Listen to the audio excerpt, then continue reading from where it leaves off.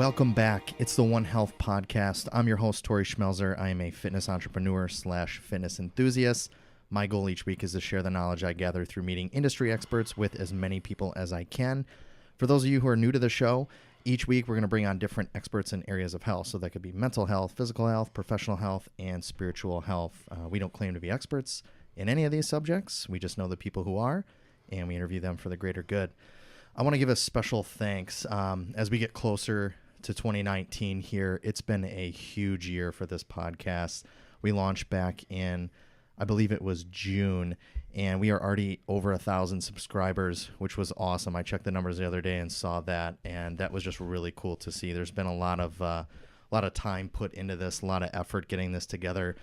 When we first started, we really had no idea what we were doing. We just kind of winged it and figured it out as we went. But I want to thank everyone who has taken the time to get on iTunes and leave a review. Anyone who has gone over to our YouTube channel and given us a like on one of our videos, watched it, and anyone who's taken time to learn and to grow, we really appreciate it. And that really is our mission here. So as we move into 2019, it's our hope we can keep bringing you episodes each week. Sometimes it's been a struggle, but we're trying to do this thing while we juggle business at the same time. And I'm just really excited about the direction that this is going and the feedback. So I want to thank every single one of you guys. And to our sponsors, Eco Gym, they have been instrumental in us launching this podcast this year. Make sure you guys hop on, go to ecogymworldwide.com. These guys are opening up clubs all around the country this next year. If you guys are interested in franchising, shoot them a message. But now they are offering a revolutionary group fitness class called Surge that's going to change the way you guys think about group fitness. They're now offering red light therapy, hyperbaric therapy, personal training, and are soon going to be adding a wellness component with spa services and even do a little bit of hormone replacement therapy. And we might even do an episode with a doctor about that too. So those guys are doing everything. Make sure you go to ecogymworldwide.com and check them out. Today on the show, we have an amazing individual joining us.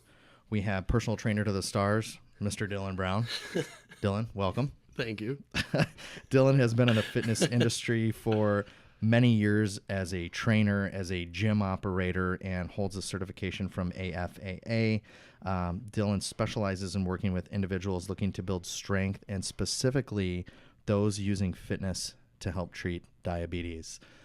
For those that don't know, I've actually known Dylan for quite some time now. He works at one of our locations here in Glenview, and I was trying to think the other day of who else I wanted to have on, and Dylan and I have talked for a long time about his specialty, which is specifically strength training and how that relates to diabetes and stuff like that. Yeah. So specifically, Dylan, as far as strength goes, what made you interested in that form of the fitness industry versus like all the other types of training? Well, I guess, do you mean for my own training or like, for how I like to approach working with clients? Yeah. So like first specifically your personal stuff. I think a lot of it just comes back to childhood. Like I was always a bigger kid. And so I started off being able to do more in the gym than some of my friends could. And then so you just kind of feed off of that and keep going. And I always just got excited about heavier weights being moved. Over time, I started following like pro strongman circuit, all those guys, and watching those competitions and getting more deeply educated about it and involved, I guess you could say. From a fan standpoint, I kind of think of like those elite top level strongman as the closest thing you can get to in real life as a superhero. Because on a daily basis, they're doing things that no one else in the rest of the world is physically capable of doing. To me, that's really exciting and really cool.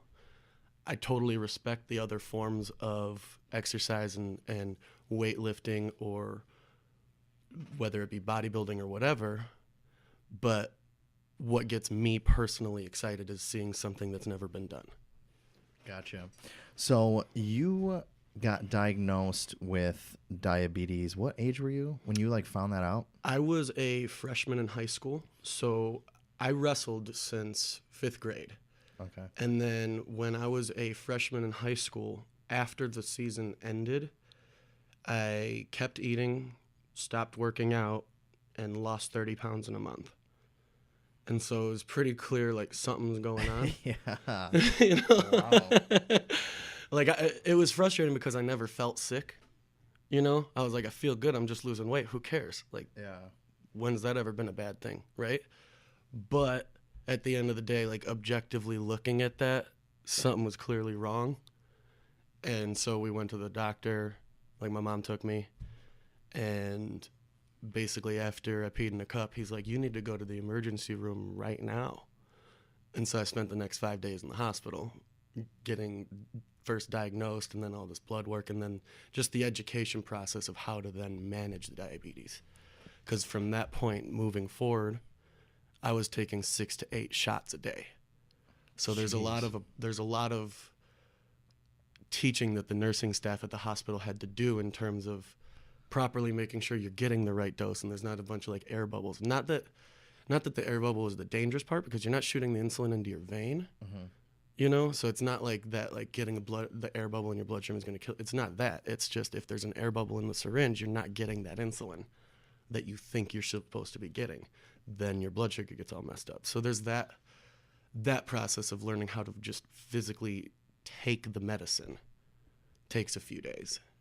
Got it. So were they educating you on your food intake too, on carbohydrates and stuff like that? Was that part of the process? Not at first, to be honest, and I'm not sure, some people may think it wasn't the best route for them to encourage, but while I was in the hospital, they actually, they deliberately made sure that for each meal, I had some version of junk food, whether it be dessert or whatever. They were trying to prove the point that as long as I was doing the right calculations and taking the right amount of insulin, I could technically eat what I normally ate still. Okay. Down the line later is when I started to do my own learning, working with other educators outside of the hospital to learn how to better manage that and just not just get through the day but feel good about it. Got it. But initially it was more they wanted me to know hey, yes, your life's different from this day forward, but it doesn't have to necessarily suck. Got it. So there's 2 different types of diabetes, and I know there's some out there that are educated on this, but for those who aren't, there's type 1 and there's type 2. Correct. What are the main differences between the 2? So I guess I should back up just a moment because they're now learning that there are more kind of subsections within that type 1 frame. Oh, okay. For example, the main gist between type 1 and type 2 is, in simplest terms, type 2, you're still producing some insulin. It's just not doing what it needs to do for you, whether it be it's not working at all or it's just not taking enough effect to help you break down and use the carbohydrates and sugars that you're taking into your body. Okay. Type 1, you can either be producing insulin, but the antibodies in your blood are basically killing it off before it can take any effect because it's basically acting as an immune disease, thinking that that's a foreign substance that shouldn't be there and it takes care of it. Or you can have simply just no production of insulin at all, just a complete pancreas shutdown. There are a very few select individuals that have a specific gene. I don't know what it's called or anything. I'm not a doctor, but I was part of a research program at UIC to determine, hopefully I was hoping to see that I was part of this group, but I'm not. Mm-hmm. But there are a handful of people that they've found that have been diagnosed with type 1 diabetes, and they fall into that group with just no production, but they have a specific gene that for some reason this one pill medication that they have basically just jumpstarts your pancreas. Hmm. And so those, like I said, just few people, they actually are now living their life as if they never had diabetes.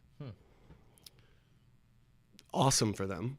We need to see the research continue to see what other things we can find to make work, because as of right now, if you're on top of it, the diabetes really isn't that hard to manage and control with the technologies and the medicines and all the information available to us today. It's really not that hard. It'd be nice to then, okay, let's move forward. Instead of finding more options for management, let's start finding more things like that to just end it. Yeah. Because I'm sure it exists. We just don't know what it is yet, and that's fine. We just have to prioritize where our time and resources and brilliant scientists are spending their energy. Instead of, I wear an insulin pump all day. It makes things so much easier.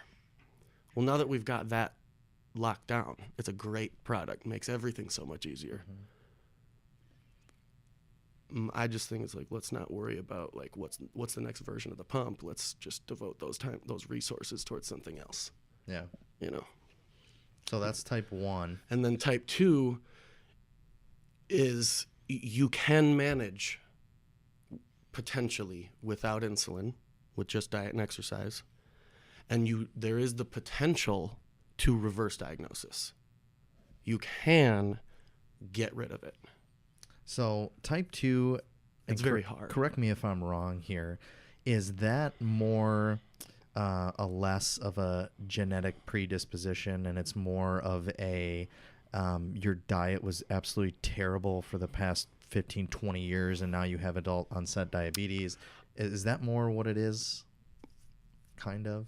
Yes and no. I mean, there are other contributing factors. Okay. But when looking at like which one is avoidable, which one isn't, yes. Okay. Type 1, if you get it, there was nothing you could do to avoid getting it. Yeah. Type 2, in many scenarios like you're describing, yes, your lifestyle choices, whether it be food or lack of exercise or whatever it may be, your lifestyle choices are a big contributing factor towards getting it or not. But that's not to say that it's 100% avoidable in every case. Okay. For example, pregnant women can get basically temporary diabetes just during pregnancy, and then it'll go away. That's not because they have horrible diet and bad exercise. It just sometimes it just happens, and I'm not a doctor, right? I don't know the details and the minutia of all that, but I do know that it's not just a fatty disease. There are in shape people that do have type 2 diabetes, and it's just insulin sensitivity. So, it's not just, you can't make a blanket statement about that, but generally speaking, yes. Okay. So you have yourself personally. Now, I want to talk about A1Cs a little bit.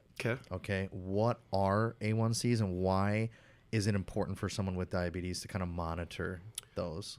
So, simplest way to put it, A1C, your hemoglobin A1C, it's basically it's a blood test. It's a way to determine basically sugar content in your blood. In layman's terms, what percentage of your blood is sugar, right? Got it. Once you hit beyond a certain point, when I believe the barrier is like if you've got a A1C of above 6.5, that's pretty much how they determine you've got diabetes. Okay. Right? And then there's ranges of, okay, are you controlled diabetic or uncontrolled diabetic? And so they want you, for me, like I've got type 1 diabetes again, my doctor wants me as close to that 6.5 mark as I can get. Okay. I'm hovering around 6.6. I'd usually do this test every 3 months. Okay. But like I definitely didn't start off there, like if I was at 6.6, they wouldn't have rushed me to the hospital right away. It would be like, hey man, let's just try to get this under control. When I got diagnosed, I was over 13. Wow. So, you have to actively try to get that better, but it's totally doable.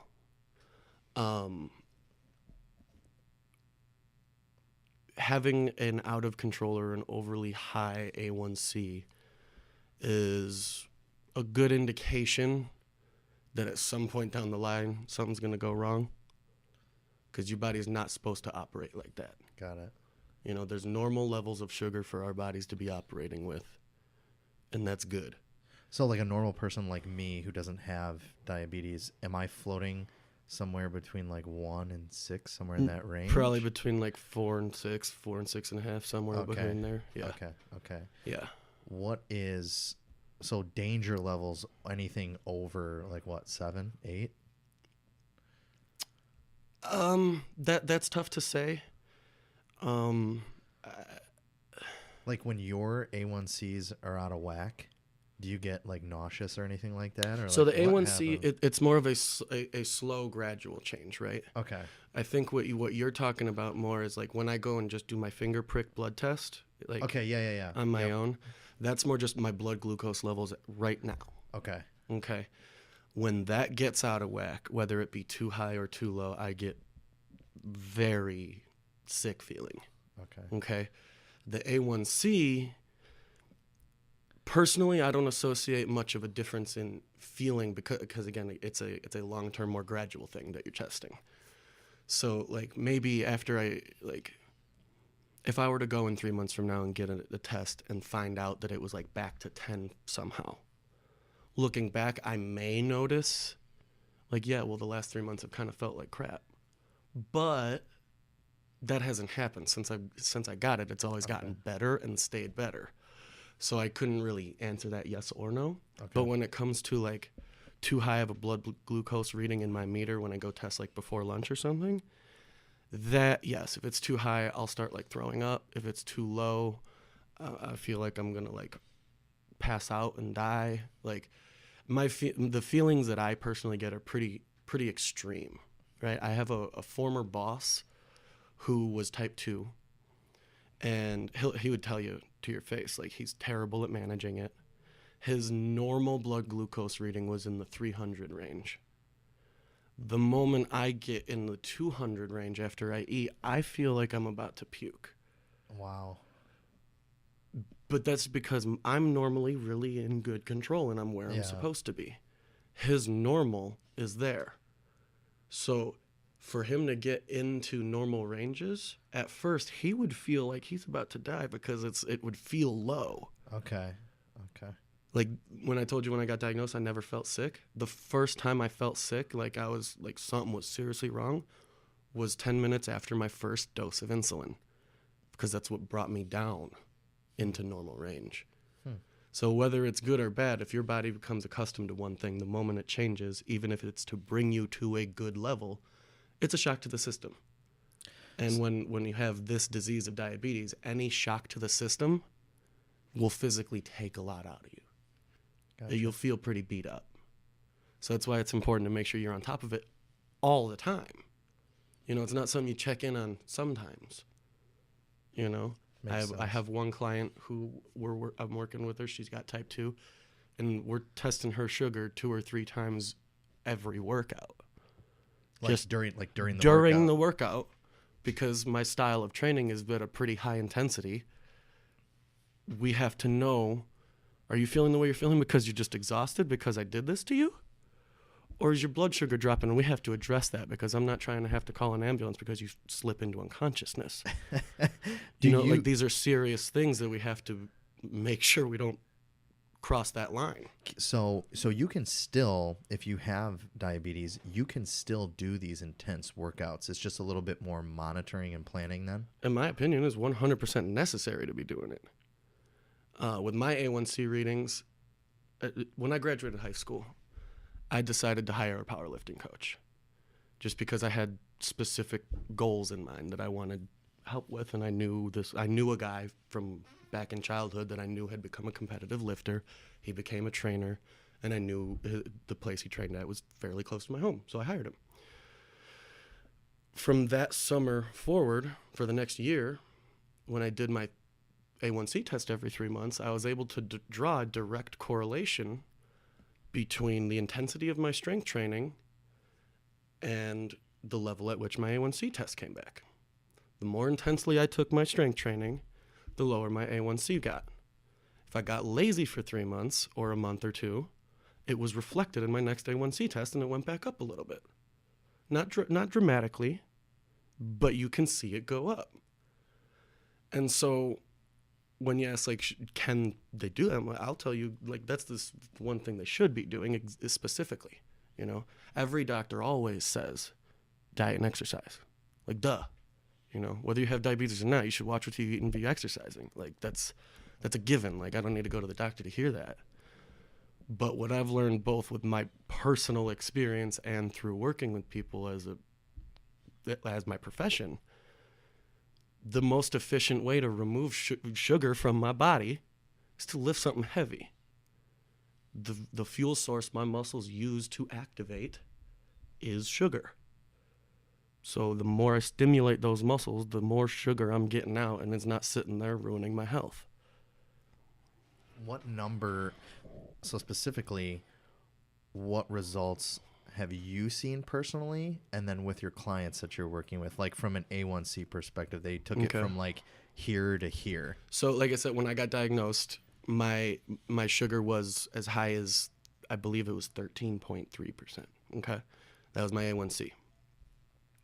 Now again, that was freshman year of high school, and then I kept wrestling throughout the rest of high school, so it wasn't just a straight jump to the powerlifting, right? So I was starting to make slower progress with that A1C reading in the meantime, but once I start taking those steps in the picking up heavy weights, and that's my main focus, that was when it started being more dramatic. Okay, so I'd say it was probably in that 11.5 range when I really started taking it seriously, and then it came down to that 6.665 range. Okay, that's me. One of my clients that I've been working with, we started working together about 3.5 months ago. When she started with me, her A1C was at 12.7.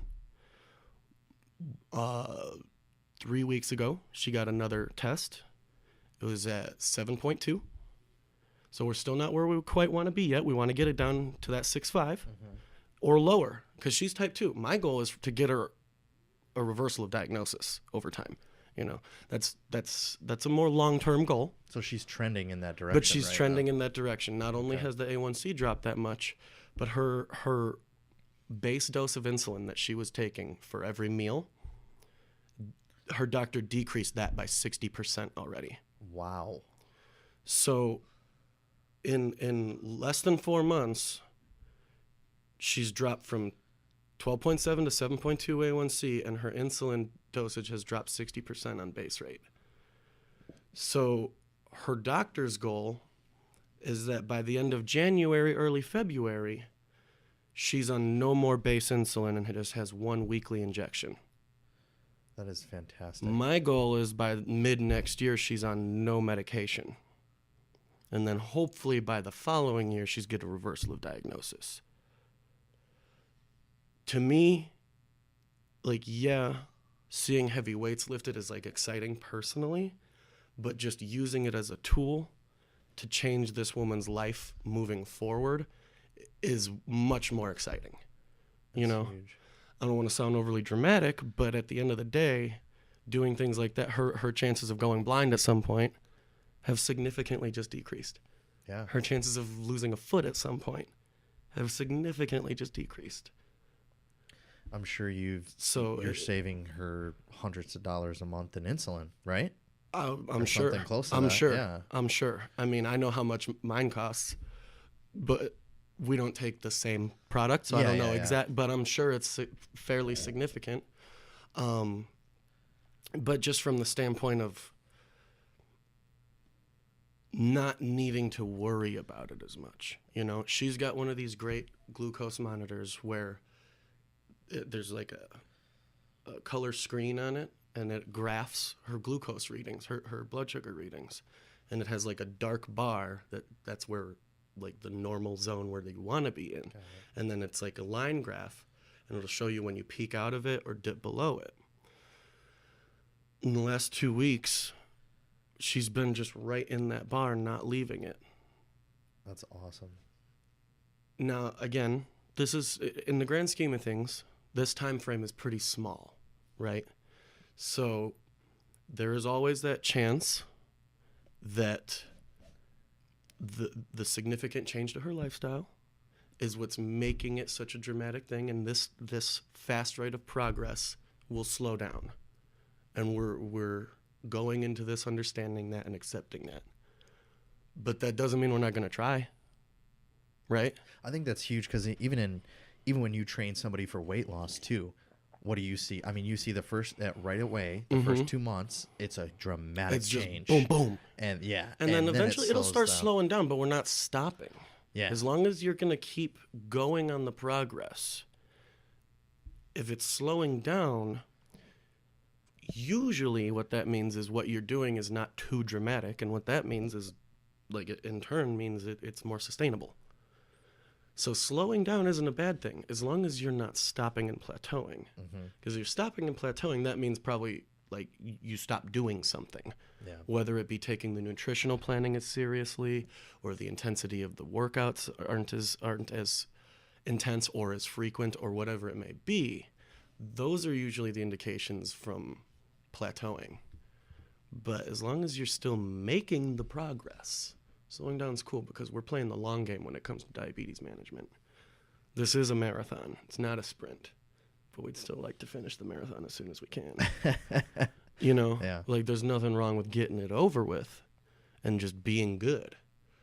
But we're not... Yeah, no, that's a really good point. And just like I said before, it's tough to, people have initial progress when they work with the trainer, and sometimes you got to kind of manage their expectations a little bit right from the get-go. So I think a lot of people out there who have diabetes, who are getting into exercise, need to hear that. Yep. And one thing I will say is if that's you listening, if you're starting in a situation where your blood sugar is very out of control, that first month or so, focus on blood sugar control. Don't worry yet about the weight loss. Get your sugar under control first so that your body's actually utilizing the nutrition you put into it. If you're still all out of whack and your blood sugar's skyrocketing constantly and you're just hovering in those ridiculous levels, your body's not utilizing what you're putting into it correctly anyways. So first get that under control, because that's more of an indication of your long-term health as a diabetic. Once that gets under control, the actual weight loss is going to be much easier. Because if you're having really high blood sugars, one, your energy levels are going to be all messed up. But then you're probably also going to be getting fast drops and valleys of blood sugar, too, during the workouts. If it's that out of whack, those drops are going to force you to have something carbohydrate and sugar-based, which is counterintuitive to weight loss. We don't want to keep having sugary things if you're trying to lose weight. Exactly. But at the end of the day, if your blood sugar's diving in the middle of a workout, you're going to need some juice. That was one thing I was going to ask you too, is about nutrition.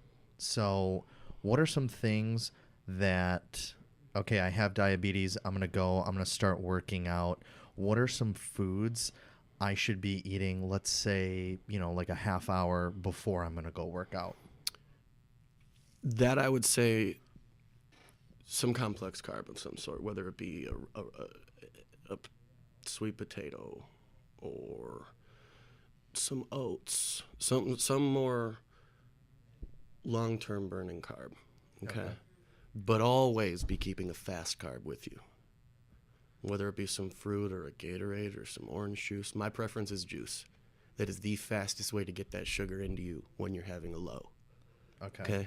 When it comes to the diabetes, in terms of what's worse, high or low, that low blood sugar is going to do more damage.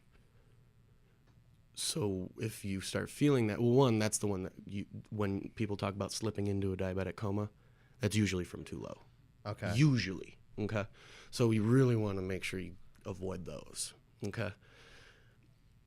I prefer juice It is the fastest way to get my sugar back up. Okay. But it's really what I learned since freshman year of high school, because again, I was a wrestler. I raced motocross. I just learned over time. I just always have to have stuff with me. Always. Whether it be a banana, just keep an actual sweet potato with me at work, a bottle of orange juice in the fridge at work.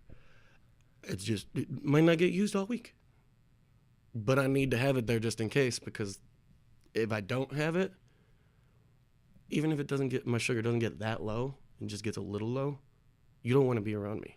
Like you do get moody and irritable, and like you don't want to be like that. It feels like crap. You get all shaky and clammy, and you're not pleasant to be around.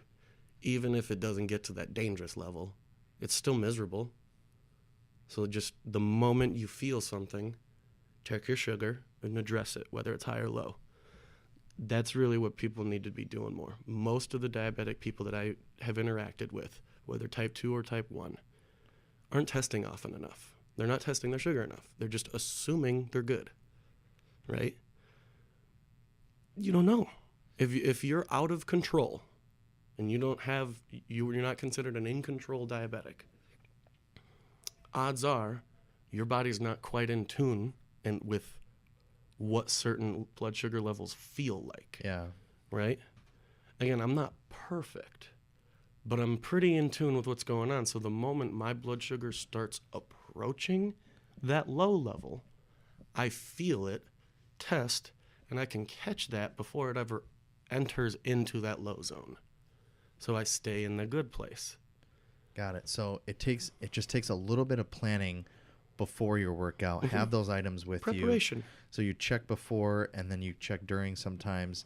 And now Definitely after. Now after, that was my next question. After, what are some things? I guess it depends on where your level's at then, right? Depends on where your level's at. It depends on also what your fitness goal is.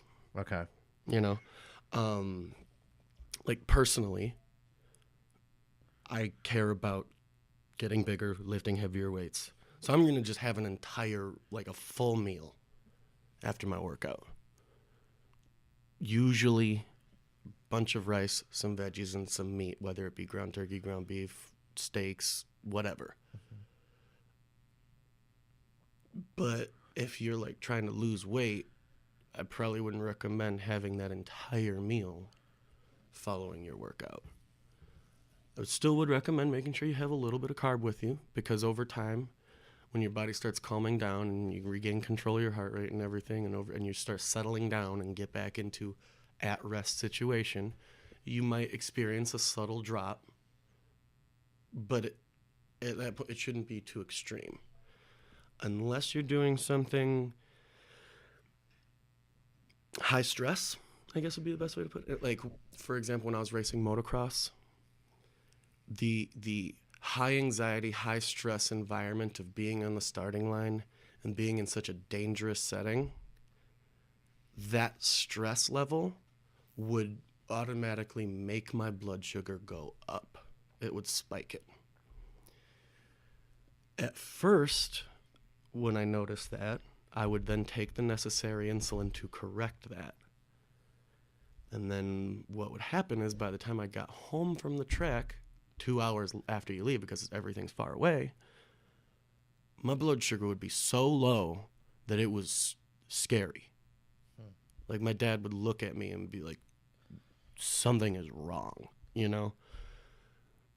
Over time, what I learned is, just in that type of environment, whether it be the adrenaline rush or the high stress, whatever the specific indicators might have been, that environment made my blood sugar spike. Over time, what I realized is I shouldn't have taken that correction of insulin. It'll come down on its own. Got it. Why and how that happens, I don't know the details behind that. Do you think... I just know it worked. Do you think that other people could experience that? Let's just say they work in a super stressful work environment. Do you think they could experience the same thing? Stress can absolutely influence your blood sugar control. It might not be the exact same thing in me. Like, for me, it was almost always it's going up. Some people it might be down. It might be random both. I don't know. But I know for certain those high stress levels and feeling anxious can absolutely influence how your body's controlling itself in terms of your sugar. I'd like to be able to talk to an endocrinologist in more detail about why that is and how it self-corrects itself. Because if it can, what I don't understand is if it can self-correct in that situation, why can't it self-correct by just all eating? the time. Yeah. Right? Now, I'm sure it has to do with the fact that like it's self-correcting because of the amount of physical activity and it's just catching up later, right? But I'd like to know more detail. You know, that's just outside of my expertise. You know, I can manage it very well, and I know that it worked. I don't necessarily know why or how. So, StrongMan. Talk to me about StrongMan. You and I have had countless conversations about this. yeah, man. And it's not something that a lot of people talk about, but I find it fascinating. You actually recommended this documentary to it, which I actually started watching this morning, which is kind of funny. What was the name of it again? The stone lifting one? Yeah. Full Sturker. It's a Full Rogue Sturker. documentary, Rogue Fitness. It's about stone lifting in Iceland. Okay. And like just Icelandic athletes that have now crossed over into like CrossFit and strongman stuff, right? It talks about the history, both factual and legend. It talks about just the tradition of strength and athletics in that culture. But it really puts into perspective the conditions in which you were born in can greatly influence what you're physically capable of. Because what they explain in that documentary specifically is like, and it's such a harsh environment that when it was first settled, the only people that stuck around were the physically strong, tough, and tough-minded people. The weak people either left or died because it was just that hard to survive. And so now, generations and generations later, if you're of like native bloodlines, you come from only the strong bloodline. Yeah. There's no one else left. And so when it comes to athletics, like they take that seriously. They're not trying to be good. They want to be the best ever. So And it's really fascinating and inspiring. yeah, I've only, what am I, 20 minutes in or something like that, and I'm sucked in. And that's not a subject, you hear about CrossFit and you hear about workout gym stuff, but nobody ever really looks into the strongman stuff. I feel like, what's your favorite part or aspect about those competitions that they do? Well, my favorite aspect is the simplicity of it. If you really just break it down to what it is, it's taking day-to-day activities to just the ultimate heavy extreme, right? In powerlifting, for example, and I totally respect powerlifting. I'm a fan of powerlifting as well. But at the end of the day, all that matters is your 1 rep max for your squat, bench, and deadlift, right? In strongman, it's more random task and oriented. For example, grabbing a huge sandbag that's also soaking wet, carrying it through the water and loading it on a platform, strapping up and pulling a train, lifting some random heavy rocks and up to your shoulder for reps, lifting a log from the ground to your chest, pressing it overhead. These simulate things we actually do every day, just on a much more extreme level than any of the rest of us are ever going to actually experience. One of my favorite things that you were talking about, one of the documentaries, there was another one, I believe, if I'm not mistaken, it was Born Strong on Netflix. Brian Shaw, 4-time world's strongest man, was talking with his wife about like moving some random potted plants at their house, and she was like stressing about like, these things are huge, how are we gonna move it? And he just turns to her and goes, babe, I'm the strongest man in the world. I'll just move it. Like it's like that kind of stuff. It's they are, and I don't want to offend anybody, but they are the freaks of nature. Mm-hmm. They literally do what you can only imagine doing, right? At the end of the day, everyone always talks about, like, what's the best training program, what's the best diet program. Some people even get into the performance-enhancing drug conversation. A lot of those top-level strongmen, though, I don't care what program you're on, I don't care what diet you're on, I don't care what drugs you're taking. You're not going to be that big. Mm-hmm. Some people are just born to move weight. And you told me one time, and I'll never forget this, there is a difference between bodybuilders mm-hmm. and that type of strength mm-hmm. versus these guys' strength. It's totally different. One, the biggest bodybuilder in the world right now, Big Ramy, right? Mm-hmm. He was around 300 pounds on stage for the Olympia this past year. A 300-pound strongman, pro strongman, is tiny. Wow. Let's just put it that way, right? Brian Shaw, 6'8", 450 pounds. Hafthor Bjornsson, he plays the Mountain on Game of Thrones. He's won the World's Strongest Man, the Arnold Classic, Europe's Strongest Man, all in the same year. He's 6'9", 430 pounds. It's just giant individuals. You can be a great bodybuilder with an amazing physique and move some decent weights. But at the end of the day, bodybuilding is not about moving weight. Mm-hmm. It's about stretching and squeezing the muscles to develop the physique to one's preference, depending on what class they're competing in. If you have, for example, a 300-pound bodybuilder, Big Ramy, he looks like he can lift your truck, right? You get Brian Shaw, he actually can lift your truck. That's the difference. Got it.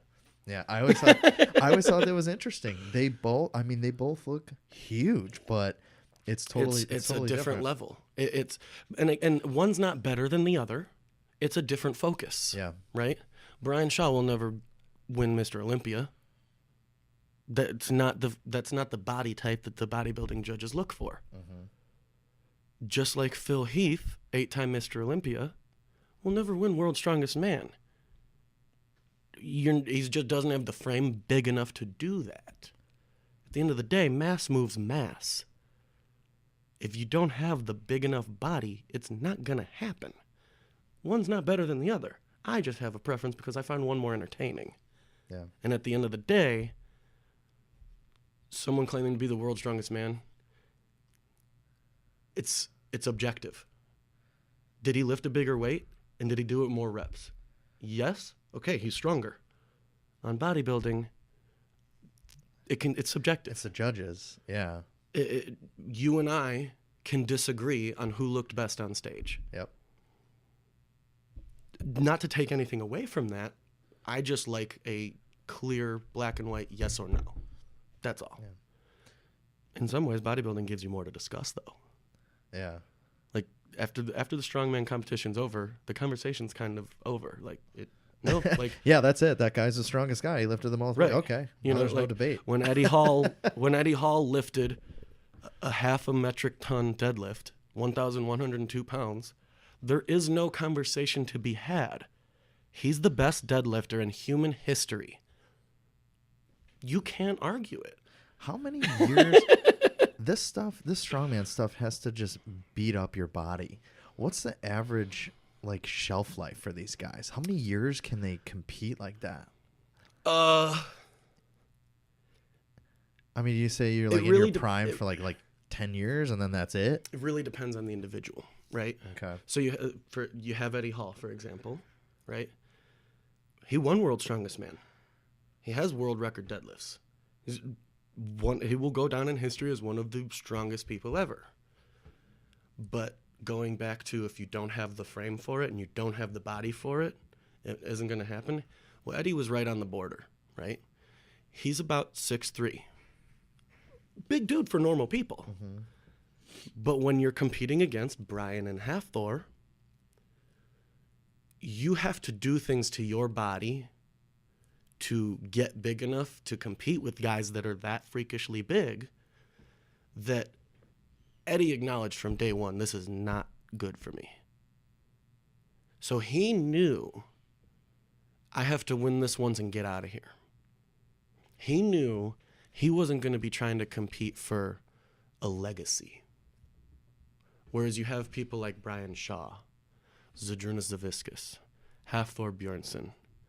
These guys are big enough to, in a much more healthy manner, sustain that body size so that they can actually look for a legacy of being the best to ever do it, the strongest person to ever walk on this planet. But unless you're naturally that freaking huge, to have a big enough frame to healthily have that mass, again, whether attained naturally or not, just your skeletal frame can only hold so much healthy. So those huge guys, they can have a much longer career, assuming they stay fairly injury-free, of course. You know, it can all end in a day. Yeah, so what I'm hearing from you is strongman isn't for everybody. No, it's for huge people. Yeah. I mean, Brian Shaw had a Q&A on one of his YouTube videos recently, and someone was asking him, like, and I don't want to, like, misquote anybody, but it was something along the lines of, is it worth pursuing strongman as a career, right? Mm-hmm. And the gist of his response was, it depends on how big you are, right?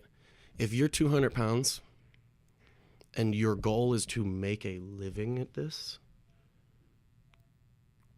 get a real job. Because at the end of the day, the money's going to the biggest person in the world, lifting the biggest weights in the world. When you're less than half the size of your competitor, you aren't getting that check. Yeah. It's not going to happen, right? But is it worth pursuing for, like, personal fulfillment and fun? Absolutely, go for it. They have smaller weight classes for you to do competition and have a great time and get stronger. But if you're trying to, like, make money and, like, that's your job, you have to be that guy. Got it. Like, there's a handful of dudes that were able to, like, stop going to work and just do this. That's kind of just where the sport is right now. There's not enough money to trickle down anywhere else. Makes sense. You know? Yeah, no, that's super interesting. Like, you can win enough money in a competition for, like, beer money for the month, maybe. But really, when you think about your grocery bill just to prep for that competition, that's got to be crazy. All you're doing is making up some of that. Yeah. So that's interesting. I'm glad we touched on that subject, because I know that's something you're passionate about, and I'm interested in learning more about it as we move forward. So I might have to have you back on to dive into a little bit more detail. It's just fun to do. You know, I can't even touch anywhere near the weights that these pros are touching, right? Mm-hmm. But the style of training is very effective and very fun. Got it. As we kind of wrap up here, back to the diabetes stuff, what are maybe just a couple pieces of advice? So I have either type 1 or type 2 diabetes, and I need to get this back under control. I want to get into the gym. I want to start working out. What are a couple things that you would recommend from your perspective on a way to get into the exercise program? What types of exercise, I guess, and then anything else you want to offer up that they need to be aware of? One, before anything, just consult your doctor. Not that there's anything dangerous you're about to do. Not that there's anything to be worried about. You should just always be filling your doctor in with anything you're doing differently with your daily routine, right? They need to be informed of what's happening, right? I always told my doctor what supplements I was taking and all this, so that when they did my A1C test, they also checked kidney function, they also checked liver function, make sure that everything was good, not just blood sugar, okay? So check with your doctor, tell them what's about to happen. then I would recommend at least 3 to 4 days of full body lifting, right?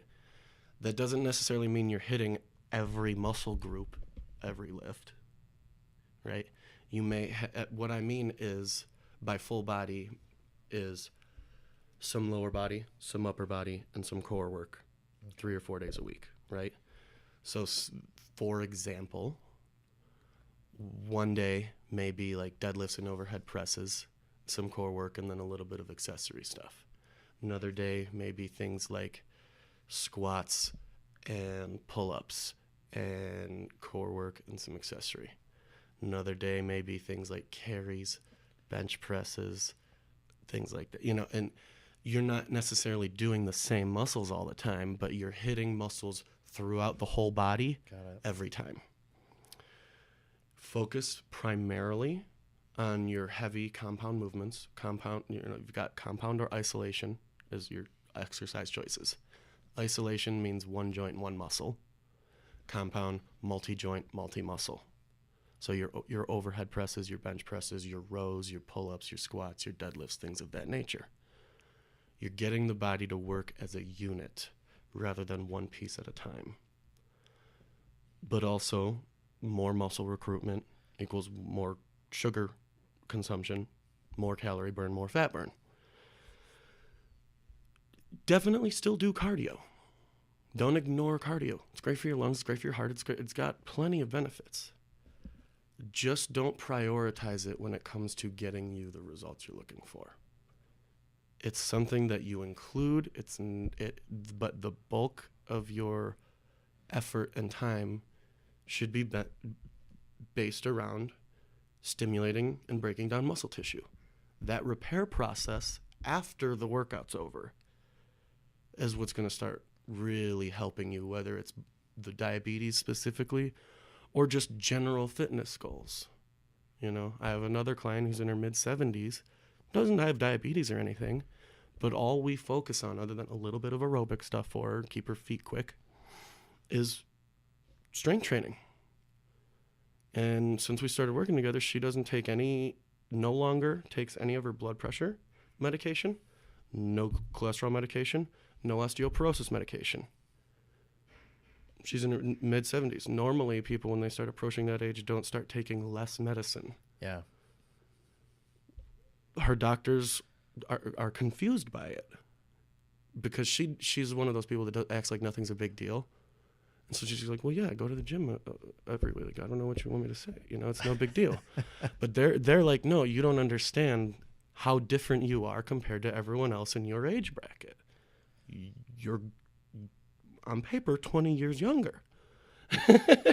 And I just love how she uses resistance training as a means of getting what she wants at her age. Mm-hmm. Everybody, I feel like just because you're over 60, some people walk through our doors here at the gym and they go, well, I just need to kind of just walk on the treadmill. Yeah. That's all I need to do. Yep, they set it on a little bit of an incline, nice and slow, and they just go for about 15, 20 minutes and they call it a day. And they think, well, I did my 20 minutes of exercise. When in fact, they could actually get much more out of a simple, light resistance training routine. And then you just slowly progress over time. Yeah. Heavy, when I say heavy lifting, heavy's relative. Yeah, exactly. A 50-pound kettlebell deadlift might be very heavy for someone I'm training, and that's perfect. It's not heavy for me, but who cares? Yeah. Don't worry about what I'm doing. What's heavy for you? We're going to do that. And obviously, the best way to get stronger is to not get hurt, Yeah. So, again, this is like diabetes or not. These are rules that you just stick with, right? Yeah. Proper weight selection and steady, slow progression over time is what's going to get us there. Taking too big of a jump, one, even if you don't get hurt, odds are you're not actually going to hit the numbers you're looking for. Yeah. But two, like your odds of injury, your chance of injury are like way higher. So like we all want to get there now. I get it. But at the end of the day, fitness in general, whether you be talking strength or getting faster in your mile time, it's a long game. If you're not working on it, it's getting worse. So don't have this mentality of like, I want to be done in 3 months. What do you say to the people that come through the doors and say, well, I just want to maintain where I'm at? I say you just aren't willing to put in the work that you have already acknowledged is going to take to get where you actually want to be. There are so few people in life that are honestly totally content with where they are, physically, business-wise, relationship-wise. Everyone wants to improve something, whether it's I want to be able to do a pull-up for the first time in my life, or I want to hit a new 1-rep max in my deadlift, or I just want to see abs, or I just don't want to be so tired. Whatever it may be, like you came to the gym because there's something you're not happy with. If you were totally cool with it, you would probably still be at home enjoying your life. I just hate that when people say, I just want to maintain. I don't really need to do anything special. I don't believe that when you say that, you are maintaining. I think if you're not improving, you're actually going backwards. Is it possible to maintain? Yeah, of course. I just don't buy that that's what you want to do. Yeah, me either. You I'm know, the same way. Well, and it's simply because I'm a fairly blunt person when I'm talking with a client or a potential client, and I've called people out before. You know, one guy who's a jiu-jitsu practitioner, helps train the military in hand-to-hand combat and disarming and all that. Awesome guy. Like, I get it. If you're already a champ and you're in the downturn of your career and you know, like, hey, man, I'm just having fun at this point. I don't want to put in that kind of work in order to just keep having fun even though I'm still winning. Mm-hmm. I can't hate on you. Yeah. You know? Yeah. But, like, that's 1%. You know? Exactly. Like, exactly. Most That's people, not the majority. Most people, whatever they're working on, you haven't been winning for the last 10 years. Yeah. You know, the military is not flying you all over the country to teach them because you're that much of an expert. Mm-hmm. There's one guy. There's one of him. You know? Yeah. So like unless you're like that, it's like I know there's something you want to make better. Like you said, even if it's more energy during the day. Yeah. I don't sleep well. Well, I guarantee you, if you do a hard squat session with me, you're sleeping good tonight, dude. You're gonna go night. Like, you know, like that's gonna happen. You know, I have no appetite. You know, I want to like put on some muscle, but I just don't have any appetite. Maybe you're doing the wrong things. I guarantee you, I can get you hungry. I noticed that when I fall off the wagon, and we all do. I work in the fitness industry. You work in the fitness industry. I don't care who you are. You fall off the wagon sometimes. Everyone has a slump. The first thing that I notice when I really start to get disciplined again is I am hungry. Yeah. Like hungry. Yeah. The trick is just making sure you've satisfied that with the correct things. Right. Yeah, exactly. You know? So yeah, like I'm really glad we talked about that because there's always something you can improve on. Well, hey man, thanks for being on. Yeah. I'm probably gonna have to have you back on later on down the road to get in some more of this stuff in a little more detail, cool. especially like the powerlifting aspect of it. But I'd love to talk more. Thanks again to our sponsors, Eco Gym, and a special thank you to everyone who has given us a listen. Again, I'm going to do something different today. If you guys are listening to this episode, screenshot that you are listening to this, tag One Health Podcast. So again, screenshot, tag One Health Podcast, and throw up a picture of that on Facebook. Give us a shout out. Throw up a post on Instagram as well. Again, screenshot, tag us. Since it's close to Christmas, I'm in the giving mood, and I am going to randomly pick a winner from whoever screenshots and tags us and shares this, and we're going to do a $50 Amazon gift card. So make sure you share this with your friends and family. Hop on, listen, screenshot, tag us, and you will be entered in the drawing for a $50 Amazon gift card. I don't care where you live. I'll mail it to you. We'll get in touch with you, but go ahead and do that just so we know you guys are listening. I'll add on to that too, because you said it's Christmas. If you're in the Glenview area, do that post, bring it into Glenview Eco Gym. I'll give you a free workout. There we go. You heard it. It is Christmas. We are in the giving spirit. That's awesome, man. Cool. Thanks for doing that. Again, thank you to our sponsors. Thank you guys. 2018 has been an incredible year for this podcast. We've gained so many subscribers. I can't believe we're over 1,000 subscribers already. That's awesome. In just 18 weeks. Like, that is absolutely fantastic. So let's continue to grow this thing. Please share this. Spread the word with your friends, your family, coworkers, whoever it is. We want to help people live a better, healthier life, and I think this is just the perfect outlet for it. So until next week, One Health Podcast signing off. Thanks a lot, guys. Thanks.